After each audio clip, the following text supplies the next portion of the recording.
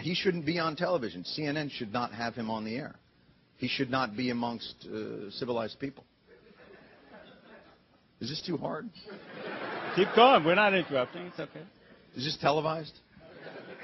Only C-SPAN. Right now, one person's watching C-SPAN like this. What the fuck? What happened to Brian Lamb? No. By the way, I say this in the best possible way to Mr. Novak. Honestly, I mean it with all due respect.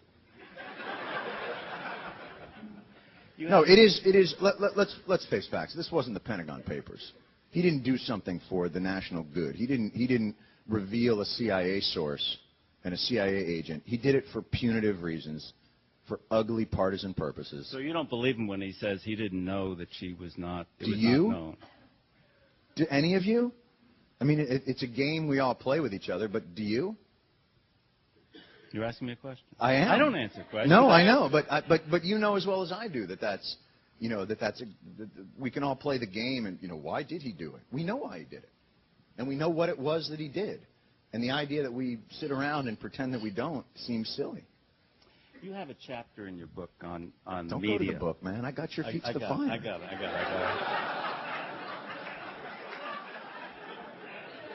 You know what you should have done at that point? Just is he allowed to bring up Novak? I mean, no. It's not a. My editor said don't trade jokes. I'm not trying. Oh, is that true? All right. But your chapter is called Democracy's Valiant Vulgarians, about the press. That is correct. What do you mean? Valiant Vulgarians? I mean that the lowering of the discourse is done with tenacity.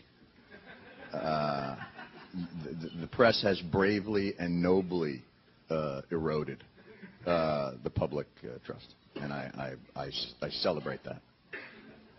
You also said on Charlie Rose recently. Is this the wrong room for this, by the way? No, it's great. Should I have done this at a union meeting? C-SPAN will love it. All right. You told Charlie Rose about politicians who you said seek above all else to retain power. Quote, when you go to a zoo and see a monkey throwing poop, you go, that's what monkeys do. Mm-hmm. What are you going to do? But then you went on to say, what I wish the media would do more frequently is say, bad monkey. It's a brilliant metaphor. What I meant to say was when you see a monkey masturbating at the zoo.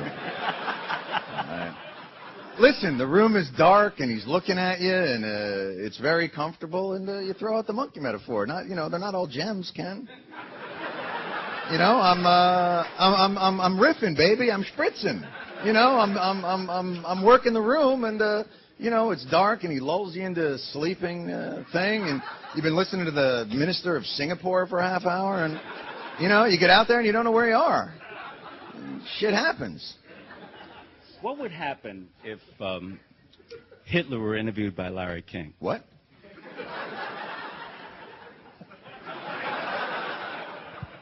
More coffee? Let me go back to the bad monkeys. The gist, the essence, to distill that, is we require, what I'm advocating is that the media come work for us again, that remove themselves from the symbiotic relationship that they have developed with the power structures of corporations and of the politics, and we as Americans we shall fight, never give up, never give in, win, win, win. I'm sorry. I don't know what happened there. No, it is altogether too comfortable. Look, we're busy in the world. We have things to do, and the corporate mentality and the political mentality is to create layers of obfuscation that make it difficult to penetrate what's going on. And that's the media, and the print media, by the way, is very different. And most of what I'm talking about is television.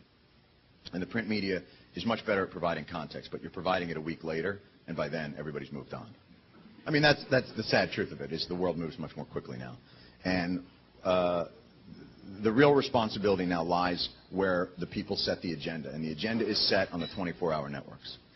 And unless you're keeping up with them, and unless they are held to a certain level of accountability, that's where the deficit lies. Let me just stay with that, John. Last night in the debate, you wish the media had said what about the monkeys? Well, again, it's not about, it's about a process. It's not about a moment. And so it's not about one debate, and it's not about one issue. It's about holding to account this idea that debate is two advocates for two corrupt organizations. That to have a Democratic strategist and a Republican strategist is not a debate. That's Coke and Pepsi discussing beverage supremacy. And it's not real. And to suggest that it is, what I'm suggesting is that the person mediating that has to have some expertise and has to have a job. And their job can't be, what do you think, Donna Brazil? Okay, what do you think, Babe Buchanan? We'll be right back. That's not a job. That's doing nothing. And it's allowing two people to dominate a debate that are strategists and understand. The television press is getting their asses kicked. And they're doing it willingly. And that's the thing that I think is so frustrating to watch at home, because they have a role and they have a job and they're not doing it. And that drives you insane when you watch. Go back to my... I should have ended with a joke. We'll give you another opportunity. Thank you. Larry King, you write about in your book. If Yes. he did do an interview with Hitler. That was the first book, The Naked Picture Famous People. There was an interview with Hitler with Larry King. So describe it. Well, the idea behind it was not, it was the idea of an apologist society that at a certain point, and by the way, I don't consider Larry King part of what I'm talking about. That's an interview entertainment show and exists as it is. But the idea is that no matter what you've done, you can go on an hour of television and say, oops, yes, I was a bad dictator, but I was angry then. I've written a new book, Mine Comfortable Shoes. It's about acceptance. It's about learning to live with, my therapist would always say I would play the dictator. But now, and for Larry King would then say, Hitler, we'll be back with Lonnie Anderson. So it's about not making judgments and sort of this moral relativism that has permeated television. Because the news media on television has become me, which is an entertainer. And that's where we've lost something. And that's sad.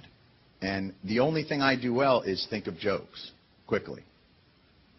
And so that's what I do on Comedy Central.